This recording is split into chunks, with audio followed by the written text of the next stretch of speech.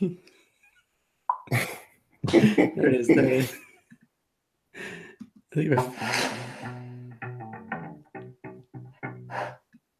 That's you, Ben. On go. Oh, was that my cue? Whoops. Okay.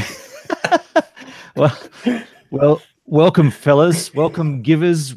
I've really blown that. It's not the givers. This is CreatorCast. This is our first live stream, interview style. There's probably going to be lots of hiccups, but we are creators. We're coming together to talk about YouTube and vlogging, and we're taking breaks from our own individual channels. If you are new here and you like this idea, please click subscribe. And if you are a creator, come on over to our Facebook group page. The link of that will be in the description of this video. My name is Benon. I'm from the channel Gives a Minute. That's why I called you the Givers. I've just in a mindset that's incorrect. I'll be hosting today's show, and joining me is Mr. Danny Black from Where is Danny Black? How are you, Danny? I'm excellent. Thanks for having me on, Benon. I'm excited. For me having you on. This is our channel. I'm missing. I mean, well, I think you might be missing having good internet as well, since the last time we did a big live stream at Jay's office and had the gigabyte internet. Yeah. I can tell it in your screen. So, and speaking of Jay, he's popping in. Oh, Jay's just joined us as well. Well, I was gonna wait for Jay to come on, but there he is, Jayski, down there in Melbourne. Welcome to our first ever live interview on CreatorCast. How you going, buddy? I'm good. Have a look at this. You're a little on the quiet side there, dude. Can you crank up the volume? Oh, sorry. Yeah, I'm just here. I'm just watching. Look at this little kid going. Oh, he's got an electric skateboard there. He's a little rebel on a skateboard.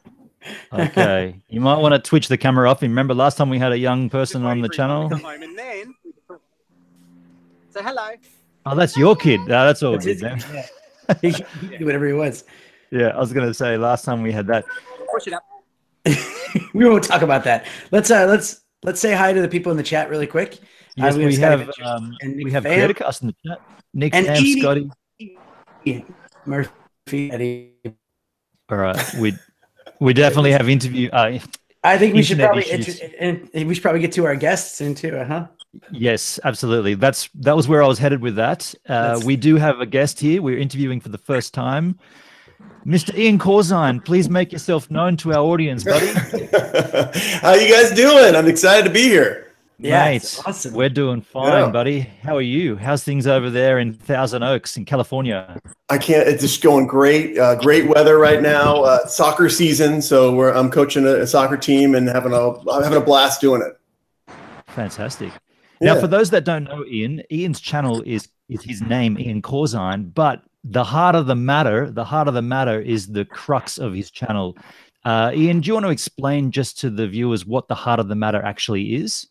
Yes. Ever since I started in this kind of law gig, I was trying to figure out what attracted me to the law.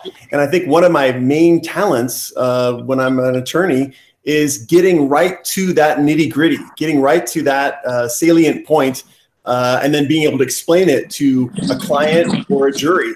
And then as I grew as an attorney, I also realized how important the heart motions were in my practice. And what I mean by that is that people are swayed by passion. People are swayed by emotions. And so when I was coming up with my name for my YouTube channel, I kind of was trying to think, what are the concepts that kind of state me or describe me? And those concepts were really heart. And then I thought of, the heart of the matter, that's also kind of the relevant point. And so I thought it was a perfect combination to name my channel, Getting to the Heart of the Matter and Legal Subjects on YouTube. Very nice. I should have disclosed as we started there, Ian is a lawyer by trade, and that's how he comes to YouTube. So his content is very, very niche and it's very specific. So for instance, if you look through the history of his channel, which by the way, you've only been there since April this year. Is that correct? April. Yeah. Wow. April. That's when I started. Yeah. Thank you, guys. But if you want to find out things such as how to use copyrighted material in your content without getting flagged, you've got many, many tips for that. What else did I see? I found an interesting one where you said 8 laws to be aware of in Vegas. And Danny Black, you'll get a kick out of this one. One of the laws is I saw that one. No hula hoops. Yes. Well, I also know that Danny's violated all 8 of those laws. So that was one of the reasons why I That's why I had to laughed make so the video. quick. So Danny, you're banned from Vegas now for busting all those laws, or? Emma busted most of them, I think. Anyway, we'll get away from that. So Ian, as a lawyer and as someone that has a very niche channel on YouTube, what do you find most challenging? Like, what's the challenging issue for you on YouTube? Well, there's just a lot of them. As you can imagine, we're all, small creators struggling to get eyeballs on our channel. I think the biggest thing, though, is that, the law is actually at its infancy on YouTube. There are only a handful of successful legal YouTubers in the entire world. And so part of my job is to be able to explain laws in simplistic terms to the masses and have them access it on YouTube. I remember when I first started my channel, another lawyer friend of mine who's a contemporary of mine, he said, "Oh, I'd love to subscribe to your channel, but I don't have a YouTube account." And my mind almost literally exploded at the time. But that explains a lot of people in my area. They're really kind of focused on, putting their family photos on Facebook and maybe looking at Instagram from time to time, but they're not understanding that the next 5 years, all the big companies, all the big brands are going to be spending 70% of their advertising dollar on influencers and micro influencers. And so when I heard about that figure and I read Gary Vee's book about crushing it, I was like, oh boy, I better get on this train fast or it's going to leave me behind. Very interesting. How much was that percentage again? Did you say 70% or 75? 70% of their advertising dollar is going to be spent on influencers and micro influencers. So a micro influencer could be a 10,000 subscriber person. And the reason why is they're so effective. We spend so much time trying to engage with our fans and our clientele and those kind of things. They can rely on that and use that. And so video is king now. And I just thought it would be a good time to begin the process. Awesome. Well, yeah, I completely agree. Like 70% of an advertising budget is a fair chunk of cash to be putting onto YouTube. And if you, I mean, I know from my channel, I've got the snorkel mask thing going, but if you have any kind of sellable content, you are going to end up working with brands, whether you choose to do that or not. It's going to come your way, and how you deal with it and how you can navigate through that process. That's where your channel comes in handy, because you've got all the guidance and all the tips. Yeah, the other thing to remember is that over time, in the next 5 to 10 years, voice technology is really going to take over. And then we're going to go into the era, we're going from the searchable era to the voice era. And what I mean by that is right now, if you want to get the best camera, you might search the camera and all the features that it has, and then you might not get a brand name camera. You might find some camera that's off brand that does exactly what you want, and you'll buy it off Amazon. Well, in the future, we're going to be so much more efficient with our voices that the only thing we're going to have in our brain at the time is order Canon camera, order Nikon camera. So being on video and becoming a personality and a brand, that's going to be really beneficial in the next 5 to 10 years. Very interesting. So you would say you're on YouTube to help guide people, not necessarily to find more work as a lawyer. You've got enough work as a lawyer as it is. Yes, that's exactly right. I got on YouTube because I really wanted to help people. I answer questions on a daily basis with my clients and other people that call in. And I was like, gosh, it wouldn't be great if there's a way to duplicate me so I wouldn't have to, answer the same question over and over again. And so someone suggested to me, they're like, what if you did a video on that particular subject that you get questions about? And then they can watch it anytime they want. And so I was like, oh my gosh, that makes a lot of sense. So that's one of the reasons why I started the channel. And I love how you mix it up sometimes. Like sometimes you'll have right where you are now in your studio setup, and other times you'll be on location, like that Vegas one where you're essentially you're so vlogging. It's like you're vlogging, but you're also talking directly about things. Like typically vlogging is like what happened in the day, but you're actually there. I've got a message to tell you. It's about Vegas, and I'm delivering it while I'm in Vegas. And then you're in different locations. It's really cool, really fun, and really engaging. Well, thank you so much. I kind of, this all kind of came together in an epiphany. I mean, I always did a lot of videography with my kids and my family and my friends. I'm a big snowboarder, so I always did snowboarding movies every year. Then I love public speaking, and then I love the law. And so I was like, wow, all these things intersect in YouTube. So when I go to these locations, when I was in Vegas, I was doing a settlement conference for a client. So I popped out, spent about 2 hours doing that video, and then put that up. This week, I'm doing depositions in Texas. So I'm flying out to Bentonville, Arkansas to visit one of my best friends, Micah Nichols. And we're going to do a video out there, and then I'm going to do my deposition. So I try to use my travel wisely. Did you know Micah before No Small Creator, or is that someone you've met through that network? I met him through the network. One of the most genuine, authentic individuals I've ever met. It was unbelievable, and it just gives me faith in the future of social media. Connections through our screens are just as strong as they are in person.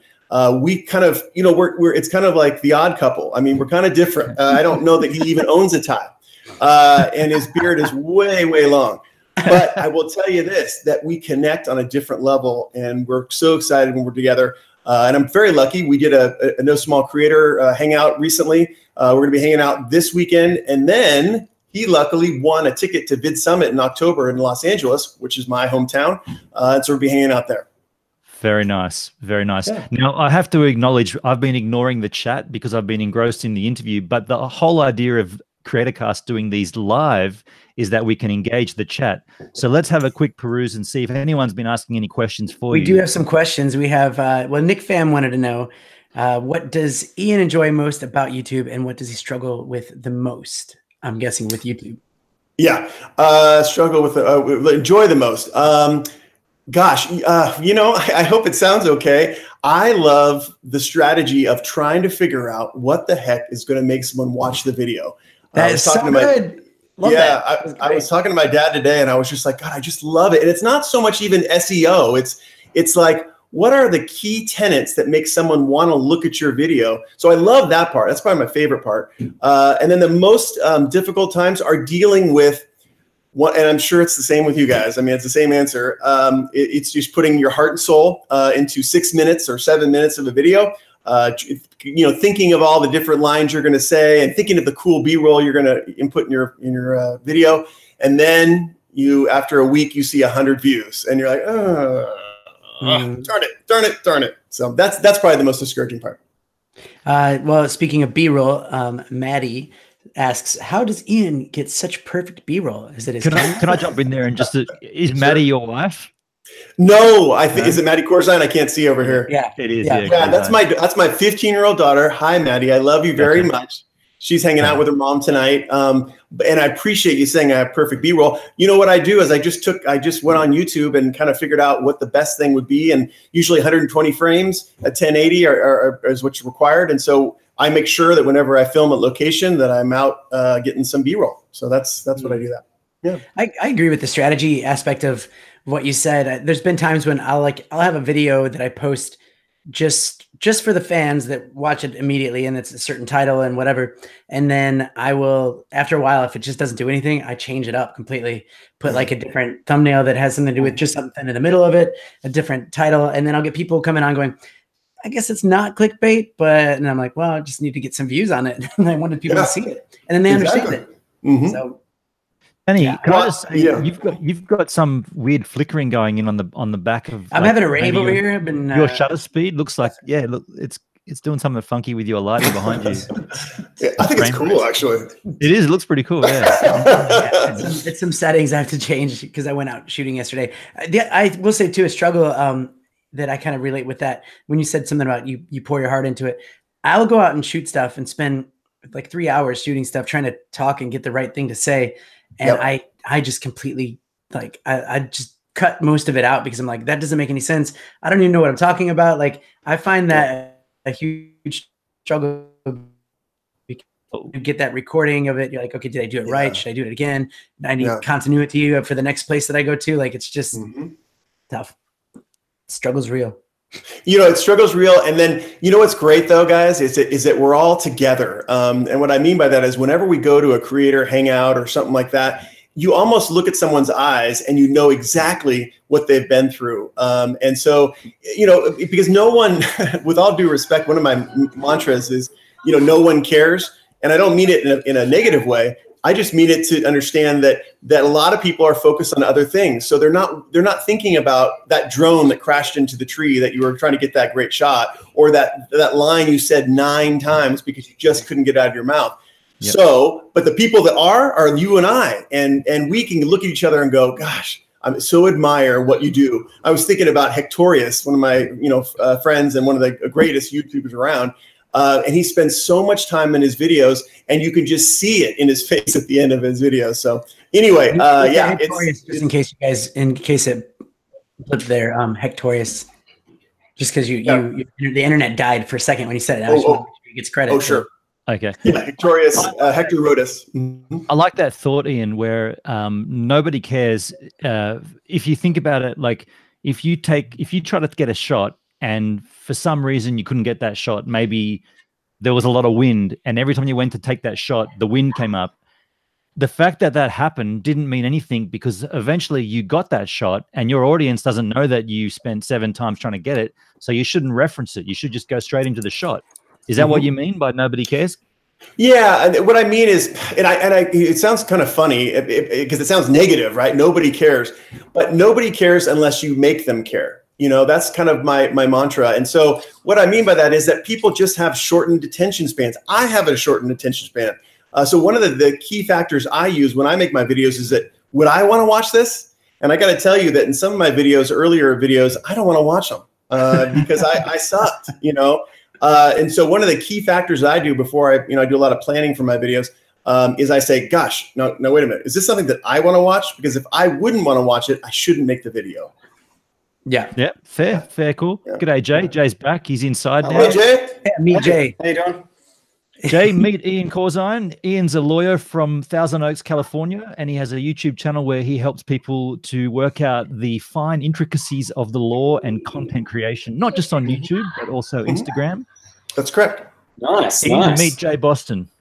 Hey, Jay. Hello. I've seen you many times before. Good to see you. Have you? Yeah, absolutely. Ian, when are you coming out to Australia to come visit us? Gosh, you know what? I have a timeshare, and it has really good rates out there in New Zealand. So I want to, and what I really want to do is get my buddies out there to go, because you're reverse season, right? Yeah. Yes. Yeah. So I want to go out in the summer so I can shred on my snowboard out in New Zealand. So coming up, hopefully. Whereabouts in NZ is it? Whereabout? I'm sorry, what? Oh, is it the timeshare? Yeah, whereabouts in New Zealand? I don't remember, but it's on one of those mountain towns, because there aren't too many resorts in New Zealand, right? Yeah, it's over by. There's a cluster. There's a fair few of them. Yeah, if anyone in the chat, let us know. Yeah, if anyone. I'll look it up, but I'm excited because I would love to go. I would love to snowboard year round if I could. Yeah. We have a question. Edie wants to know: does Ian always wear a tie? Yeah. Yes, Edie, I always wear a tie. It's funny. I kind of started in the process because in my practice, I always wear a tie. And, it's kind of like if a doctor walked in and he had a Metallica t-shirt and he had tight black jeans and boots, you might not trust him as much. So part of my life is actually acting the part. And so when it came time to say, okay, what's going to be my theme? I decided that I probably should wear a tie every time so I could kind of project that authority that I do have in my background. And so then it's become kind of a staple. Some of my videos, I'm asleep in my bed and I have a tie, and I'm hiking and I have a tie. So that's kind of the funny thing. I like it. I think that's really make a video where it's like your whole day and you wake up with the tie, you have a shower and you have the tie on. Like tie, yeah. We've already thought about it. Yeah. Well, I go to Mammoth, California a lot, which is our beautiful resort for snowboarding. And we go in the lakes and stuff. And I've already thought about, I should go swimming and have a tie on, no shirt, but a tie, just that kind of stuff. And you should do one video, like maybe when you get your yearly, like 1 year on YouTube celebration, you should do a video where you don't wear the tie and just see if people notice it. It must be more low key, this one or something. Oh, yeah. Okay, I'll do it. I'm up for it. Whatever, especially if I can make it a year. I tell you, it's a tough business to keep it all together. Oh, you'll definitely crack the year mark. I mean, your content is constantly engaging, and you've always got you've always got new things to discuss and new questions to ask and to answer. Yeah. Mm-hmm. I really like that your most popular video is about Instagram. That's kind of interesting. Isn't that interesting? Your most popular video on YouTube is about Instagram. I know. Part of the process is figuring out where those holes are so that you can fill them. And in one area for me is Instagram and the law surrounding Instagram. So that's not just copyright law, that's privacy law, that's First Amendment law. You know, over time, we're going to be much more of a social media society. And the reason for that is the generations are coming up. My daughter is on Snapchat, she's on Instagram, and those are the main platforms. It's not going to change when she gets to be 45. It's just not. So there are a lot of privacy considerations and a lot of intellectual property considerations. I don't know if you guys heard, but the EU just passed Article 13. We have a final vote in January, but that's going to make it incumbent upon YouTube and Facebook and Instagram. They're going to start having to even analyze copyright even harder out there in Europe, so that it could be at some point we can't do mashups, we can't do remixes, we can't do quotes, we can't do educational on other people's work. So it's kind of getting scary, and so a lot of people are getting worried. And so I think some of my content is helping them calm them down, give them the rules straight and forward, so they can not get copyright strikes. That brings up an interesting question. Your content is obviously tailored from your experience within the States, but because YouTube is global, how do you deliver the messages? And I guess not the law, because you're not being a lawyer when you're on the channel. You're just explaining things. But how do you make sure that it covers all territories? Well, it's a hard thing. I mean, most of my videos are just English speaking videos, so I don't usually translate them or anything like that. I try to be inclusive on my concepts. You know, fair dealing is what you refer to as fair use in Australia, Canada, and England. Yes. So I try to be more broad in my concepts. But, you know, mostly what I'm doing out there is explaining the rules and giving legal tips. I'm trying to be as value added as I can to help people, because like you said, I'm not in this game to get more clients. Luckily, I'm doing okay as far as that. What I am in this game for is to help people understand, because I get so many comments and so many emails from people saying they just don't understand how to use certain parts of Instagram and YouTube. And so I just recently did a fair use video where I just kind of break it down. There's lots of fair use videos out there, but I just say, hey, listen, this is the legit part. This is how you get around these issues in copyright law. So yeah. I think Jay has a question as well. Hey, Jay. Yeah. I think I'm back on. My microphone I have to switch off because there's so much ambient noise around here with my boy playing just out in the garage. But sure. When I was in America, I did some filming, and I actually filmed a French couple unknowingly, and then they went on my YouTube channel. He sent me a private message saying, hey, man, what you did was wrong. You can't actually film me in public. You didn't ask permission. You didn't do this and that. And I responded to him with what I knew of the Australian equivalent, which is if you are in a public space, you are more than welcome to shoot anybody. Correct. And for him, French law is that if you're anywhere in France, you have to get permission no matter what, even if you're in a public space. That's what he was telling me. Is that? Wow. And I know, like, you know, you're probably talking very, very much about the American law. Sure. Sure. Have you heard about that? How there's different things for different countries? And well, there certainly are. Not an expert in French law, but there are a variety of European countries that are much more stringent on that, and it's something to be aware of. However, ultimately, at the end of the day, the broad Berne Convention and EU laws are applicable. I think you know, a lot of times people can complain to you, but the issue you got to remember, and this is what I do in my fair use video, we can talk about the law until we're blue in the face. What is a fair use? What is not? What is transformative? What is not? But you know what? At the end of the day, Facebook, YouTube, Instagram, they're all private companies, and they're not governed by the law. They're governed by their own internal guidelines. They choose to follow the law and put them in their guidelines. But at the end of the day, if they make a decision that this is not a fair use, they just take it down.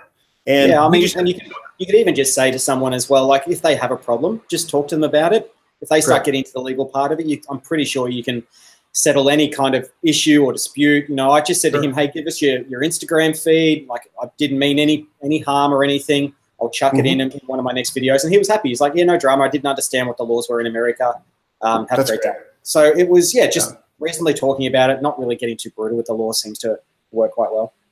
Yeah, I think it does. And then, you know, at the end of the day, they're not going to really suffer any harm. So if you were really worried about a copyright infringement lawsuit or some sort of privacy lawsuit, they'd have to be pretty wealthy to mount that and actually serve you and somehow control your destiny, your financial destiny. So yeah, I do the same thing. I'm all for confronting those situations, saying, gosh, I'm sorry, I can easily fog you out or pixelate you out. I can easily come to an agreement with you. But you're right. For a majority of the countries, if you're just in public view walking down a beach, unless you're making them the subject of your video, oh, look at those idiots or something like that, it's perfectly acceptable to have, ambient people walking by. Yeah, I had a similar situation where I had a woman in a store, basically months and months after the fact, sent me an email to YouTube saying, this guy filmed me while I was working in the store.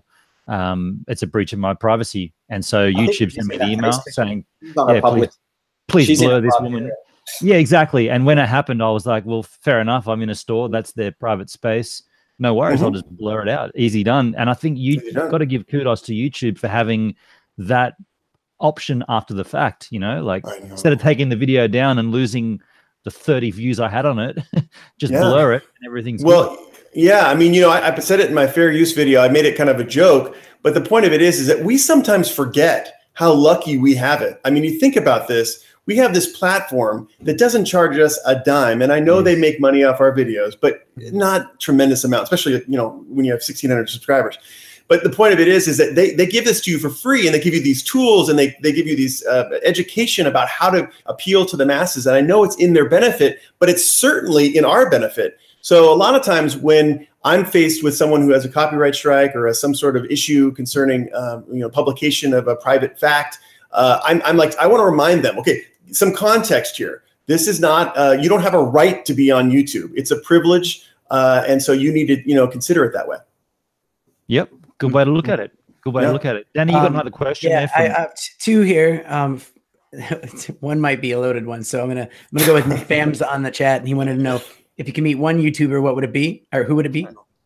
Goodness gracious! Not including the upcoming trip you're about to take. Yeah, I know. It's Micah. No. Well, listen, I mean, I have so many, there's so many out there, but I guess because she's meant so much to me, Sunny Lenarduzzi, I don't know if you guys know her, but she is a YouTube coach and expert. And what's so wonderful about her is she has a really wonderful method for getting the attention of viewers and delivering educational content in an exciting way. So if you just go to her channel at Sunny Lenarduzzi, she has probably has 300 videos. Can you say her name again? Her YouTube name? Yes, it's actually just Sunny Lenarduzzi, Lenarduzzi. And she's out of Toronto, so she's Canada. I'm sorry, no, excuse me. She's out of BC in Canada. And probably I'd say her, but you know what, guys? I mean, I'm just like you. Peter McKinnon, obviously, is I'm a fanboy of him. AC Neistat, all these guys. But Sunny Lenarduzzi, Nick Nimmin, Tom Nash. I don't know if you guys know Tom Nash. He's an up and coming guy who has a lot of great takes on the YouTube platform. So these are some of the guys. I love Nick Minim for his live streaming. I really dig his live streams. I know. Yeah, I think he's got the tech set up and how it's all, how he switches and everything. That's what I want to model my. I know who you're talking about. Yeah, dude. He's so good at that. Yeah, he's awesome. He's so smooth. So the other question I had is what are your thoughts on drone laws? I wonder what that. There's so much gray area there that people. I don't know. As you can tell from my videos, I'm a droner, man. I freaking love drones. I can't wait to get the new DJI 2 Pro. I currently have a Mavic Air, and I really like that. I'm much more, I guess, liberal about it. I think that the people that are flying these things generally are abiding by the laws. I haven't seen virtually any abuse. I do know there's rules. I mean, airports, obviously, ski resorts, you can't do it at certain locations. But to be honest, my experience is that everyone's been respectful of me. And if there's ever been a time when I've been leery about something, and pretty much I've been able to wave them off. So I'm pretty open when it comes to, drone law. Yeah. Well, I don't know. Like when you said ski resorts and stuff, I get that. But at the same time, they're making some of these drones smaller and smaller that could be used as like something, you don't have to go like really far and harass people, but you can easily get yourself, follow yourself down a mountain, without crashing into a tree. Like they should recognize the fact that, the technology is getting better and safer, and they should kind of be more lenient to some of that stuff. I think it's even better publicity for some of these, places when they allow that. And especially when it comes to national parks, I think there's a huge opportunity that they're missing out there where they could at least sell like, like a $50, you can fly from this time to this time. It's like a permit to fly. You can't fly here at this spot, but you can fly at this spot or these spots. Like, I think that they're missing a huge opportunity to get people to do it legally and make some money off of it and get some publicity as well. So it's just, I need to be a bigger YouTuber so I can make that stand. Yeah, well, listen, I'll stand with you. I like that idea too. We kind of regulate the use of them. Yeah. U.S. government, if you're listening, just sponsor the show. Oh, the IRS is listening for sure. All right, sorry. That's all my questions there. No more questions, Your Honor.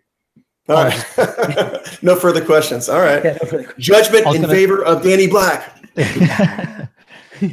Ian, what's a notable case that you can talk about? Not something that you've presided over, but just something that you've seen within the YouTube sphere that might have gone the wrong way. But if you had the knowledge that you have, perhaps the person might have acted differently. Can you got any off the top of your head? Well, I can. I recently did a video, and it's actually not out yet, but it'll be coming out, about Drake. Drake used 35 seconds of a old jazz musician's spoken word song. And what he did, I think it's in Drake's song Pound Cake. You can check it out, on iTunes. And really what he did is he took this 35 seconds and then he cut out jazz, because this guy goes, jazz music's going to last forever. And he cut it out. So it's music's going to last forever. And then he added an is into it. And so the estate, I think it's Jimmy Smith. I think that's the jazz musician's name. Correct me if I'm wrong. Sued Drake back in 2014 and said, hey, listen, man, you made tons of money off this song. And we didn't get any of it. And you used 35 seconds of my father's, spoken word song. Guess what? Drake won.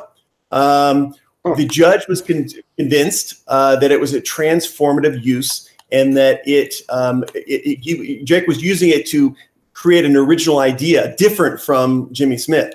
So it's an interesting case, and really that's the key word there, transformative. Yes, transformative. Yeah, the thing is, when you guys want to use other people's content on your channel, it's got to be transformative. You've got to do something creatively that makes it your own original content. And so in this particular case, the court ruled in favor of Drake. The significant point on this is that transformative use is so subjective. I don't know if the judge was stoked about, starting from the bottom, now we're here, Drake songs, or what. But he obviously was sold on this argument that Drake had. But it could have gone the other way. I mean, the both quotes that were used were about the longevity of music. The judge happened to think that Drake's thought was different than Jimmy Smith's. So that's probably the most interesting case that's come along in a while on using other people's content. Transformative would also cover what did we call it? Fair use. What do you call it there in the States? We call it fair use, but in England and Canada, it's fair dealing. Fair dealing. So fair use would, I'm just thinking off the top of my head, the H3 lawsuit that happened this time last year, they were basically, they made a parody video of another YouTuber, and that YouTuber didn't like it and took them, went to sue them. But basically the judge ruled in favor of H3 saying, well, no, this is fair use. This is not only that, but it's transformative, because they're not just playing his content, they're discussing it and pulling it apart and adding their own pieces to it. Is that what I'm hearing? This same case with Drake, like he pulled it apart, he added his own little bits to it, and he made something new from the parts of it, and that makes it okay? Yeah, I mean, I'm saying yes with quotes around it. I mean, Drake really didn't do much to it. I mean, he took out one word, jazz, and he added is. Most people that really can win a copyright infringement lawsuit do what you're describing, which is substantially change it. So that's why we see on YouTube a lot of reaction videos. Those people are getting away with it because the law views people's reactions as some sort of expression and thereby making it their own. You're seeing a lot of commentation videos. Someone brings a line in from some famous movie, and then they make a comment about it. Those are things that are commonly fair use. But again, I want to let your viewers know that fair use law is totally different from YouTube or Facebook or Instagram law. And what I mean by that is that something could be totally a fair use, but Facebook's going to take it down. So you have to understand that when, those companies don't want to be sued. They don't care about being a court. They just don't want to be sued. So yeah, no, fair enough. What about, that opens up another question. And I know, Danny, you did this just recently on your live stream, streaming the entire Apple event and discussing it. Oh, yeah. How does that work? Like, what's the technicalities there? Because you're not doing anything with the stream. You're just playing. Danny's a very bad boy. No, I'm totally kidding. The reason why that worked was because Danny was commentating the entire time. I mean, I watched that too. So he was giving his commentary. He was making that his own. Now, could Apple bring a copyright infringement lawsuit against Danny? Yes, they could. But what the heck would they want to do that for? Yeah. Danny was giving them free publicity and making it fun. Yeah. Exactly. Yeah. Thanks so I watched that. I didn't even look into the legal part of it. I was just now I feel better about it now. Yeah. On a technical point there, Danny, how did you actually? They couldn't catch you anyway, Danny. They wouldn't know where. Where the hell are you? Yeah, exactly. Sorry, Ben, what's your question? How did you technically do that? Did you literally just play their stream from a separate browser, or did you have like an API or something that pulled the stream? So through OBS, I did a source and source the browser source. Yeah, the website, and then I can crop it so that. Gotcha. Okay, interesting. I like that. That's possible because you're not. Yeah, you. I guess the talking over it and the discussion is making it your content. Yep. But as Ian did say, Facebook and YouTube could say, "No, we don't like it," and then strike you. But yeah, will they? Probably not. They probably won't. And the other thing where YouTube does behind the scenes, we don't see it too often, is there are times when someone does a cover of Post Malone. And it is completely a copyright infringement. But what YouTube does first, before they issue the copyright claim and strike, is they go to the artist's management and they say, listen, this guy is singing your song. Do you want to share profits on it? And oftentimes they do share profits on it. And that's a service to us. That's another thing that YouTube does. Instead of taking down our stuff automatically, they negotiate with the studios to be able to make money off it. Sure, but at least we can get our content out. That happens to me on my live streams when I'm playing. I'll get those copyright that I've covered the song, like certain songs, not every song, but just some songs that are in the. You can look them all up, and they say. I mean, obviously, I can't even generate revenue on that channel yet because it's so new, but.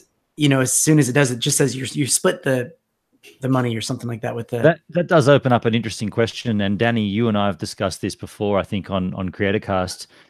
Ian, how do they work out percentage? So if my video goes for 10 minutes and 12 seconds of that features Shania Twain singing on the radio, and they snap the whole thing, and all of my royalties from that video go to Shania freaking Twain. Why can't it be the percentage of that 12 seconds out of the 10 minutes? And as Danny says, then why can't it even be half of that? Because that's the audio, and there's audio and video mixed together. So it should be half of that percentage. That there are a couple of secrets that YouTube has, and they don't allow you to know about search volume, and they don't allow you to know about how they split things or if they split things. Because that's another thing, is that sometimes they don't get responses. So as a result, they just take the ad revenue. Or they tell you to take it down. So that's one of those mysteries that hopefully someone's going to write a book, so that we can understand this stuff. Well, sometimes you just see. I mean, I've got it from Shania Twain and from a bunch of other people. You just see revenue sharing, copyright infringed revenue sharing, and I'm like.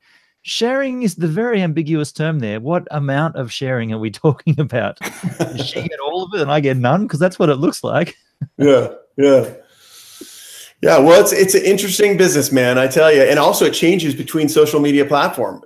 We know even less about how Facebook and Instagram run their thing, and they basically run it simultaneously because they're owned by the same company. So yeah, that's I think there's gonna be some telling books. Some executive someday is gonna, leave Facebook when he retires, and is gonna write a big tell-all. And I can't wait for it. We missed a great question there from Nick Fam. Danny, you're the question guy. Read that one out, boy. What is benchmark? Boy, you look mighty cute in them jeans.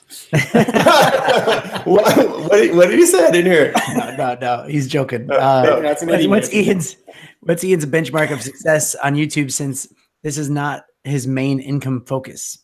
Oh, my benchmark of success. Well, I think Benin was right. I think I'm almost at 12,000 views. I have a video that I did a month ago that got a bunch of views, and it was picked up by the YouTube suggested, and I was just so floored about it. It was probably the video that I was least sure about when I released it. I was like, oh man, I guess I'll release this thing. I think it sucks. Isn't that crazy how that happens? Yeah, totally. Yeah, and people seem to like it. So it's kind of like you're always chasing, and in this business, we're chasing that same response for other videos. So view count's important to you. That's to answer that question. Yeah. Yeah. Cool. View count's big because I know that I'm making an impact. Yeah. You're really lucky too, because your content is what they would consider evergreen. It's always searchable. So if you just put up a video of you going to the beach, and that's the video, and there's no content in it, no lawyer centric content, it's never going to be searchable. But if you put up how to deal with Instagram photos, revenue or whatever, and a day at the beach, then it's all tied together nicely, and it's always searchable. So this is something that I talked about with Cody Warner. Luckily enough, I had dinner with him one time with Micah. And we were talking about this, and he was talking about the advantages of both. The vlog style, going to the beach with your family style, that has the advantage of pulling at the heartstrings, having the viewer project themselves in that situation, and so they're more apt to watch it. On my side, I guess mine's a little bit more heady, but at the same time, you're right. People will hopefully year after year, when they want to know about copyright in Instagram and copyright in YouTube and those kind of things, they can search me out and they can get the answers they're looking for. So they just have two different benefits to them. Micah's channel is doing phenomenal. I think he's getting close to 10,000 subscribers, and he's been doing it for pretty much the same time I've been doing it. So it really is advantage on both sides. You just have to pick which lane, I got a question for you, and it is about Benin, my favorite YouTuber at the moment. That's who you'd want to meet. Just get on a plane, give me an hour. No, it's just about Benin vlogging in the shower. Good mental image on that one. Yeah. Oh, you don't need a mental image. You can get on the YouTube channel. Okay. I'll go with that. I was just wondering, how far can Benin go before before he gets in trouble? You know what I mean? Should he be showering? Is his top, showing his masculine nipples are okay? What's the line? What's the line before someone's going? I think it's waist. No, I don't know. Benin is a very attractive man, so I'm sure that a lot of viewers enjoy that. But to the older demographic. Yeah, but Murphy certainly enjoyed it. She said she saw that one. Yes. Ben's probably strumming her fiddle right now. Benin's one, but there are people that go around in really tight tops, females and stuff, and you can clearly see what's going on. What's so funny is I'm probably one of the few people that's read all the guidelines and terms and conditions for all the platforms. And I will tell you this, that they play very fast and loose. Instagram says, no, you can't show your bottom. You can't, show obviously your topless situation. But they play. You get the girls. They've got these totally trying to be as PG as possible. And these massive knockers, but they've got a little happy face over the. Oh yeah, the little. It's just. Come on, that's everything anyone should, a little kid. If they see that, they see everything they need to see. I know. Where's the line? You know what I mean? Obviously nudity is the line, but I will tell you that Instagram especially really plays fast and loose with that. The reason why is because you saw that and you probably flicked over and saw it. Went, whoa. Hundreds of millions of people do too. And guess what? More hundreds of millions of eyeballs on Instagram and YouTube, the more money they make. So it's not just about the dirty guys looking at that stuff. Like I was flicking through the other day at work, and I had a bunch of guys behind me, like team members, and all of a sudden this massive knockered woman came up, and they're like, "Oh, what are you following?" And I'm like, "It's not me, I promise." Like, Sure. really bad. Jenny, sure. can you send me believe you. can you send me a DM of that? Yeah, I'll send it to you. Can you put it up on the screen here so we can look at it and analyze it? Yeah. Here's the thing. I feel with that, in particular, the breasts. I feel like within the next, say, 10 to 15 years, you're going to just see naked chicks. It's like Germany, yeah. It's going to be as open as men's, and it should be, because realistically, you're just talking about the upper half of a person, whether it's a male or female. It's not really all that like. So the line for you is like the bottom part. Oh, totally! You can't show I can't show my pecker, and like a female can't show her clacker. That's definitely your bum. Your bum is the bum or the fanny to put it in American terms. That's fine. Like yes, it's very American to say fanny, right, Danny? So American. How many Instagram models are there wearing thong G-strings on Instagram? Yeah, like a shoelace between their butt cheeks as a. And that's Micah wants to know where this is going. By the way, I know. I'm with Micah. I really don't want to go down even further, if you know what I mean. I'm getting okay. If I can summarize my question, it's a song in my next shower video. Yeah, I guess back to my question was, how far could Benon go before he's going to get into trouble? And I guess it is, keep it above the waist, and don't talk dirty in the shower with some soap, Benon. But don't you think that it's a little bit? It's almost like that people don't want there to be differences between the sexes, but yet there are clear differences. For instance, that if that was a chick in my shower with a top down to the waist, it'd be flagged. There's nudity, but a male, fine. But if I wore a G-string and had my ass up there, that'd be flagged. But if a woman did it, I don't want to picture this, Ben. I know. I'm like I'm seeing Ben in shower right now. It's white with tile. It has a see-through glass door. I'm seeing the wet blonde hair. I mean, I didn't picture it that far. I haven't gone that far in my mind yet. I'm going down his chest. No, sure. I think it's a sign of the times, and I reckon the times are changing. And I salute the times changing. I think we're going. It's a little bit crazy. Sorry, I know the question wasn't at me, Jay, but I just maybe think we should do a Creator Cast episode like that, and we're all naked, but you can't see below our desks, and then so long as I can wear a tie, I'll be there. see if the viewership goes up. I bet it does. That's why I'm on keto, by the way, so I can get rid of that. So I can get my body ready for the next shower vlog. Yeah, that's why you do that. Okay. It'll be the toilet vlog, won't it? With the keto guy. Well, that's been done actually. I've done that. That's probably more offensive than a shower one. Let's be honest. That's totally honest. Yeah. Oof. Yeah. Jeez. Depends on the angle. Yeah. Well, I filmed from outside and I filmed in, and I'm in there. It's my daily vlog, but I'm doing a poo. That's because that's what oh, okay. God. Anyway, sorry about that. Maybe we should jump into the chat. Any final questions for Ian while we wrap this up? Just keep him above the waist. Yeah. That's very good point. Let's keep it above the waist. But good question, Jay. And that was a good answer. Keep it above the waist. I see Nick Pham asking, did everybody see Ian roller skating with Indy Jammer Jones? He may have busted his booty. I didn't see that. No. Oh, yeah. Well, I think it's important to collab every now and then with people that, are not necessarily in your interest area. And so I met Indy Jamma Jones. She's from Venice Beach, California. And she has if you guys want to see a channel where an organic following, a lot of us talk about like, oh, I want to get 50,000 subs or whatever. But, a lot of channels have 50,000 subs, but they have 250 views after a week. And it's because they lack engagement. But then you'll find these little niche channels like Indy Jamma Jones. She does roller derby type of content where she has, I swear to God, within an hour after she posts a video, she has 5,000 watches. I mean, it's unbelievable. It's because they're so engaged in this little niche area. And it gives hope to all of us who have these niches to be able to get those engaged fans that really want more and more information about what you're talking about. So, yeah, we did a collab. I went to her. She taught me how to do some roller skating moves. I went in a skate park, and I had a calamitous fall. I think my shoulders are still sore from the fall, but it was fun. It was a great trip. That's all. I'm going to check that out. By the way, I think what's cool about these Creator Cast interviews, and especially doing this live like this too, it helps for us to connect to you more, and it's going to be so much more fun to watch your content after having met you and had these discussions and talked about, naked bodies and, and just nipples. Yeah. Absolutely. Fannies and that stuff. So I'm excited to keep watching. Like I've been watching, but it's just going to be more, it's going to be a better connection now. Like I love it. Yeah. Totally.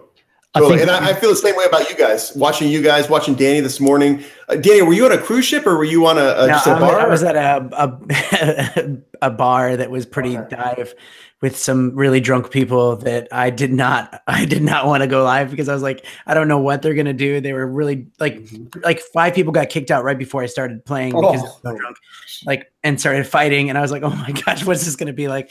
So it ended up being all right, but it was just I flipped the camera around sometimes and you could see like that there was just they were just oh wow. I didn't want to get in trouble. So we just had was that a break in communication then? Yeah, we had a little bit of a glitch there.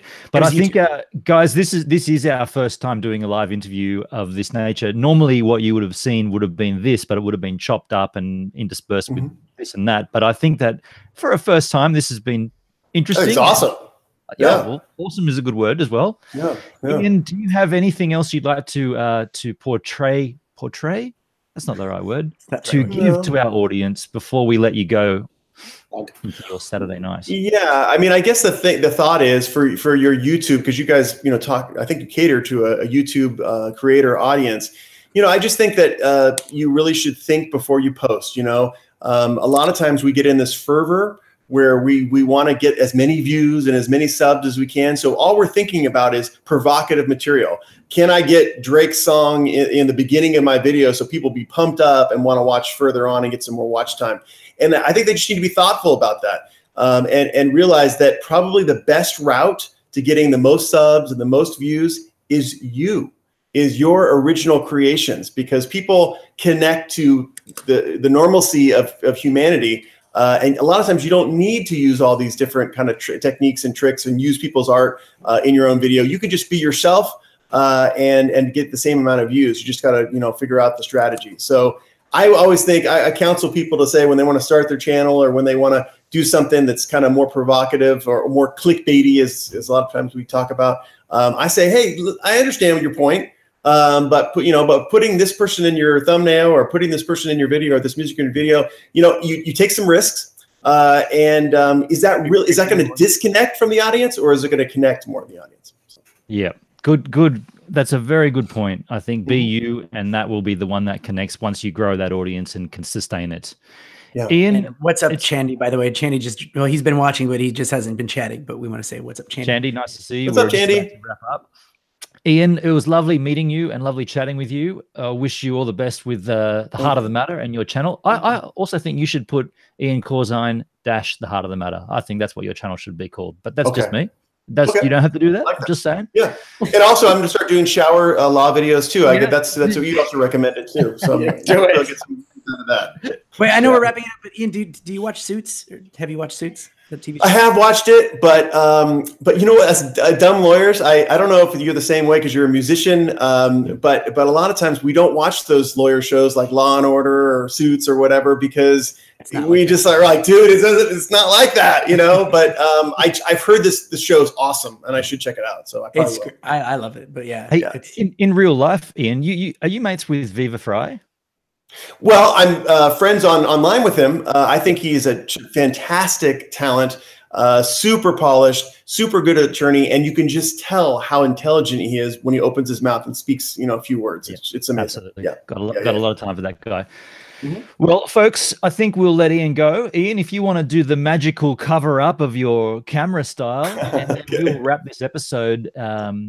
And then we can come back and chat afterwards, but once we've gone off air, so to speak. So if you want to just say your final farewells, nice to see you.